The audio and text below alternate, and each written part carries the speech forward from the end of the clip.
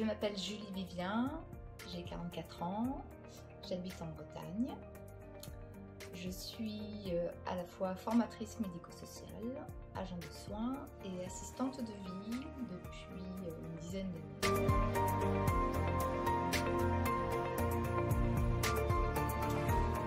L'élément déclencheur pour l'écriture du livre a été un perpétuel questionnement de mon entourage par rapport au métier. Je me suis rendu compte qu'on le sous-estimait, premièrement. J'avais des questions récurrentes sur mais qu'est-ce que tu fais précisément?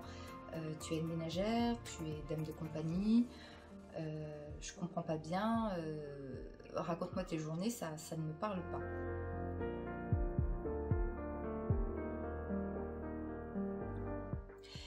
Alors être assistante de vie, c'est être au plus près de l'humain, c'est participer à son bien-être, apporter des moments de bonheur, des sourires, c'est également pouvoir faire un lien social quand il y a des personnes dans la solitude.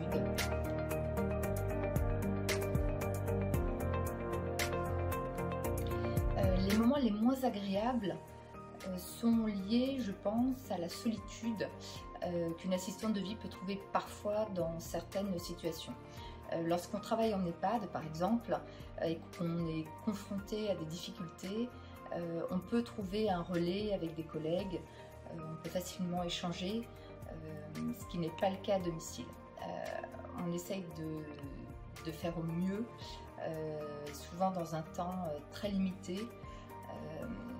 C'est beaucoup de pression sur les épaules et pas mal de choses à assumer seule, forcément.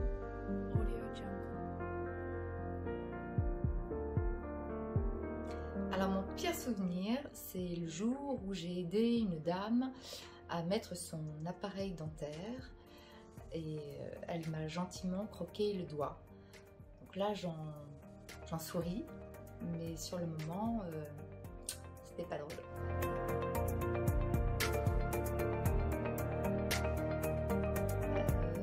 Là en tête, j'ai la rencontre d'un couple que j'ai accompagné très peu de mois.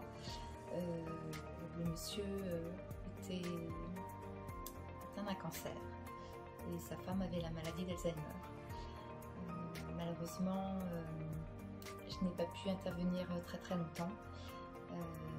Néanmoins, j'ai pu accompagner le monsieur jusqu'à son dernier souffle.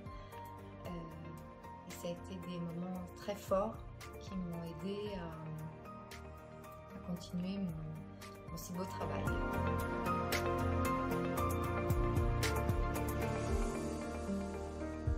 Par le biais de mon livre, je souhaite une meilleure compréhension du métier, une reconnaissance de notre travail. Tous les jours, les assistants et les assistantes de vie œuvrent sans relâche pour améliorer le quotidien des personnes dépendantes. Ce n'est pas un métier très rémunérateur, on évolue dans des conditions difficiles et néanmoins, on en tire une grande satisfaction.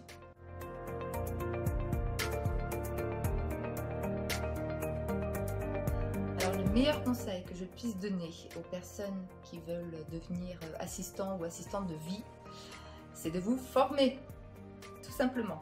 Formez-vous au métier pour pouvoir vous protéger et pour pouvoir apporter tout ce qu'il y a de mieux, de plus sécurisant pour vous et pour la personne dont vous allez vous occuper. Donc formez-vous.